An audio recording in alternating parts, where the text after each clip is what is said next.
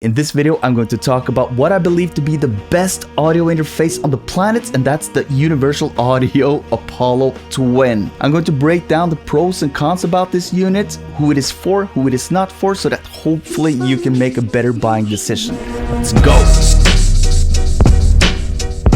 This is not a sponsored video. I don't get anything back for praising this unit, and Universal Audio is not in my pocket in any way, but the links down below are affiliate links, so if you use one of those if and when purchasing, I will get a small commission, and that will be supporting this channel. So this is an audio interface. You connect it to your computer. This is sort of the link between your computer and your speakers and your microphones and instruments. Right here you have a headphone output and you have an instrument input, and on the back you have two combinated inputs. There you can hook up microphones and also synthesizers or line inputs or whatever you want to connect. And then you have two outputs. You have monitor outputs and you have line outputs. And this is really practical if, for example, you want to have an extra set of speakers or want to route things back into the unit. I will come back to that later. And then you have the electrical socket, the on-off switch, and you have an optical in where you can hook up additional hardware to get more inputs on this unit. This is the volume knob. If you hit the monitor switch, it turns into a headphone volume knob. It also controls the microphone preamp level if you hit the preamp button. And then comes these 6 buttons that's on the bottom here, and they all serve 2 purposes each.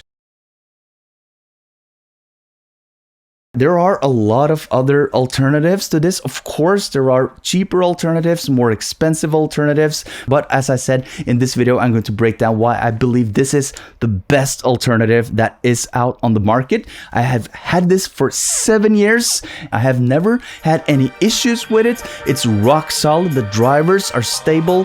Everything works as a charm. So let me start off by breaking down the pros about this unit. First and foremost, it's sturdy. So when I'm holding this up for you to show, it's heavy. So I get tired in my arm. The top plate here is metal. The bottom plate is metal. It's built like a tank. The knob here is also sturdy. It's not fiddly and figgly. It's rock solid. It stays there. It screams quality.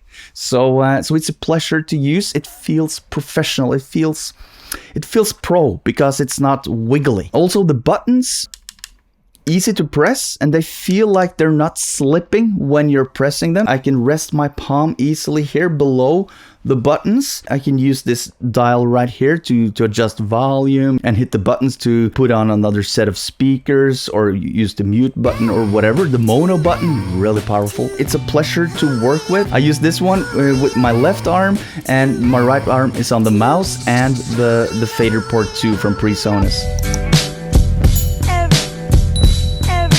When it comes to the monitor controller functions, here's where the real value lays. The first button at the very left is a talkback button, so you can hit this one. So your artists have the microphone and you have a small built-in microphone right here so you can communicate. It's really sweet. I use this all the time. And then you have a dim knob, so you can hit this one and the volume just decreases. If you're mixing vocals, for example, I like to use the dim knob to check the levels on the vocals according to the beat, for example. That's a trick I use.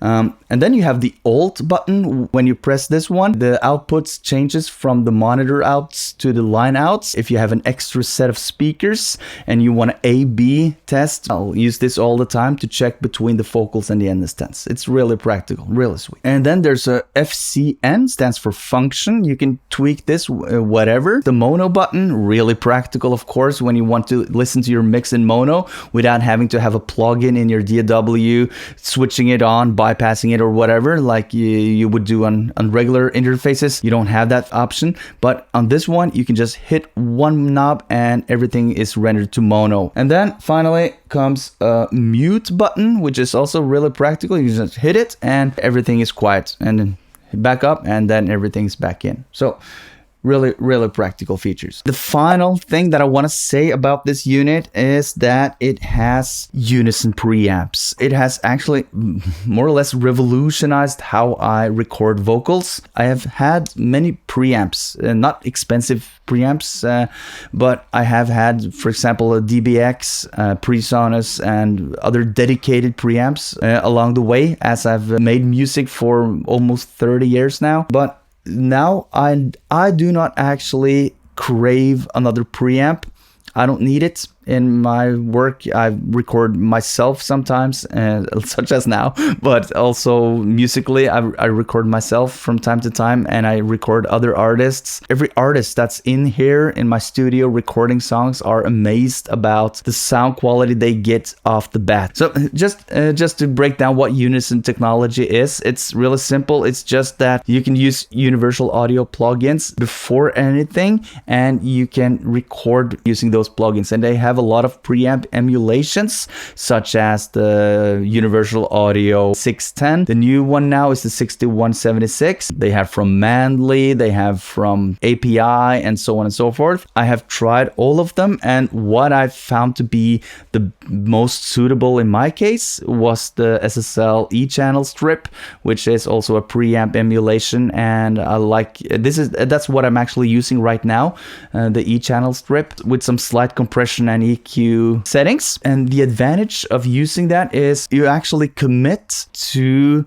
the settings on that plugin, on the unison technology. You can't undo that post recording. It makes for a better and faster workflow, so you don't have to make that many decisions come time for mixing. So you have a better results to work with when you initially start your mixing process. Another thing is that when an artist records something and want to play it back, it kind of sounds like it's already mixed. You get more energy in the studio, you get more vibe.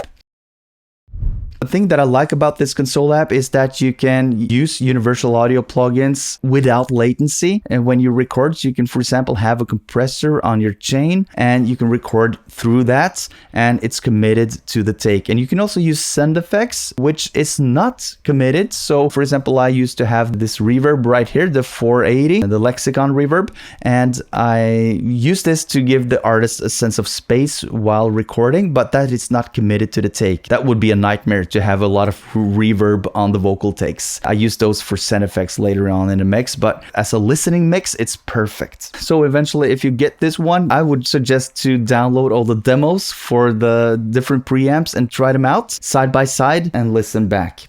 Okay, now comes the cons, because there are disadvantages with this unit as well, and it's not for everybody. So the first thing is that it's not bus powered. You can't just hook this up with a Thunderbolt cable or USB if you're using the USB version. It has to stay connected with the electrical socket. This is a disadvantage if you're a fan of portability. So for example, sitting on the plane with this one, the other interfaces that I've had in the past are all bus powered. No matter how you put it, it's a disadvantage. But I think that the power that this one packs, and it also has these built-in DSPs that needs some power, I think. So I think it's impossible maybe to have it bus powered. But another disadvantage is that when you buy this unit, you only get the electrical cable. You don't get the USB or Thunderbolt cable. It's not included. You have to buy that separately. And some people would argue that it's sort of a cheap move from Universal Audio. I think that they could easily have added $50 to the price. At this price point anyway, I don't think anyone would have cared that much if they added additional cost of the cable. But I also think that it's a good move from Universal Audio, because many times there are included cables that you will never need to use. For example, Ethernet cables that the manufacturer believes you might need, and then you end up not using it, and it's in your closet, and it's environmental footprint and all of that stuff. The final con, and this might be the greatest con, and that's actually the reason why I had to upgrade this unit with an Apollo X rack interface, and that's because there's just too few connections. So you have a generous amount of inputs actually, because you have the instrument input right here, a DI, and then you have those on the back, and you have the optical in, which facilitates an external preamp, but you don't have enough outputs. And if you're anything like me and you want to use some hardware when recording, and you want to have 2 or maybe even 3 sets of speakers, you're left in the dark. So I had to upgrade because I wanted to have 2 speakers, A and B, and I wanted to use my outboard for mastering purposes. So that left me hooking back up and switching cables, and it was a mess. So, and now I have the rack interface as well with everything hooked up, so I can have both. But of course, it's a small footprint. There's not enough space. Where could another set of stereo outputs be on this unit, right? It's like there's no space. I have upgraded to the Apollo X6, and my thought was that I could just sell this one, and that's 3 years ago, so I haven't sold it yet. It's a marvelous monitor controller. I have the extra mic inputs, I have the extra headphone outs. Even though the X has 2 outputs for headphones, I have a third one right here. It's just a natural evolution of my setup. So that's it. And there are many alternatives on the market. Of course, you have other alternatives from Universal Audio. It's the new Volt series, which is a bit cheaper, and the Apollo Twin X is quite more costly than this one when I bought this back in 7 years ago. I think I gave around $800 for this one when I bought this.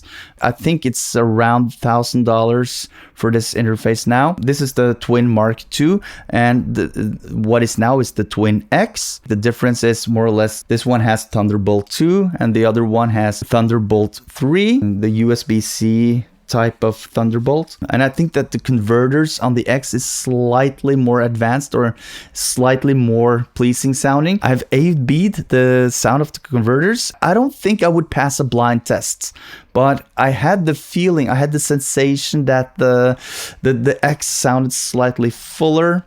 But anyways, I don't know. I digress. And of course, from other companies such as Focusrite, PreSonus, SSL has some nice ones. RME, the Antelope has something similar called the Zen. You might want to check out that as well. I have never tried that one, but it has a lot of the same features. And I think that if you're a beginner and you don't have an audio interface, anything goes. I don't think you can buy an audio interface and be disappointed. I don't think so. So you just need to look at the features, the connections, whether it's USB or Thunderbolt, and if it's compatible to your operating system, if you're on Mac or Windows. So just check out those things. But I think that at any price point when starting out, anything goes. But this one is future proof, I think. So I have grown with this. I can't imagine a world where I would get rid of this, other than if I wanted a more advanced monitor controller, and additionally if I had one more rack unit of the Apollo. That's maybe the only thing, the only reason why I would get rid of this. Oops! Let me know in the comments. Is this something for you or not? Are there any better alternatives in your opinion? I really appreciate you watching, and I hope I see you in one of these videos where I also talk about magnificent stuff that you might need for your home studio. And until then, I see you around. Peace!